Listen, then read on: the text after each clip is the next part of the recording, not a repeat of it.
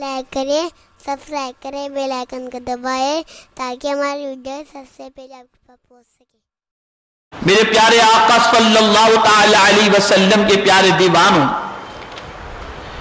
پھر آقا کریم صلی اللہ تعالی علیہ وسلم کا گزر ایک ایسی لکڑی کے پاس سے ہوا جس کے قریب سے جو بھی کپڑا یا کوئی چیز گزرتی وہ لکڑی اسے پھاڑ ڈالتی۔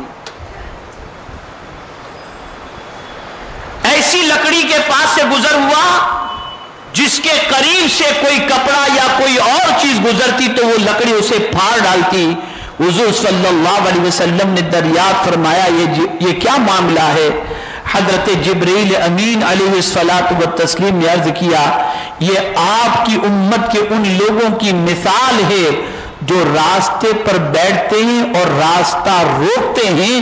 پھر آقا کریم صلی اللہ علیہ وسلم نے یہ آیت تلاوت فرمائی وَلَا تَقْعُدُوا بِكُلِّ صِرَاطٍ تُوعِدُونَ وَتَصُدُّونَ عَنْ سَبِيلِ اللَّهِ، اور ہر راستے پر راہگیروں کو ڈرانے اور اللہ کی راہ سے روکنے کے لیے نہ بیٹھو۔ خدا کی قسم کتنی عظیم بات ہے۔ لوگوں کا راستہ روکنے یا لوگوں کو ڈرانے کے لیے راستے میں نہ بیٹھو۔ اب یہاں میں تھوڑی سی تفصیل عرض کر دوں۔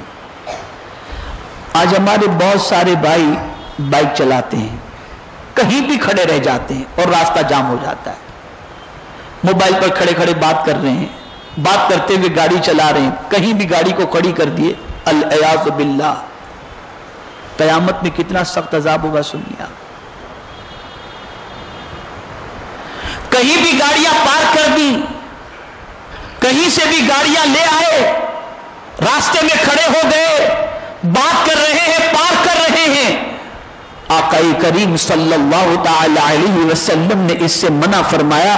کبھی کبھی ایک گاڑی بیچ میں پارک ہو جاتی ہے جس کی وجہ سے بہت لمبا ٹریفک جام ہو جاتا ہے، پتہ چلا ہمارا دین وہ دین ہے جو کسی کو راستے میں بھی تکلیف دینے کی اجازت نہیں دیتا۔ یہ ہمارا دین، یہ ہمارا دین۔ کچھ لوگ نکڑ پر بیٹھ جاتے ہیں، دیکھتا ہوں کیسے گزرتا ہے، یہ ڈرانے کے لیے۔ قرآن نے منع کیا ہے، راستے میں ڈرانے کے لیے نہ بیٹھو، منع فرمایا، ورنہ کل بروز قیامت اللہ کے عذاب کے اندر گرفتار ہو جائیں گے۔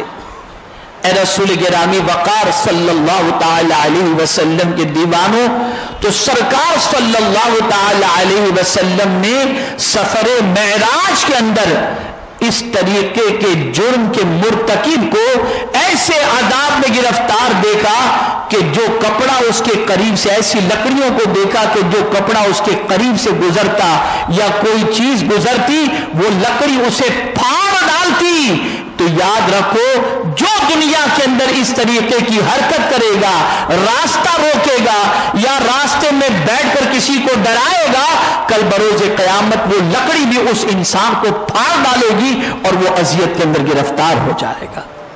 ہماری ویڈیو کو لائک شیئر ضرور کریے۔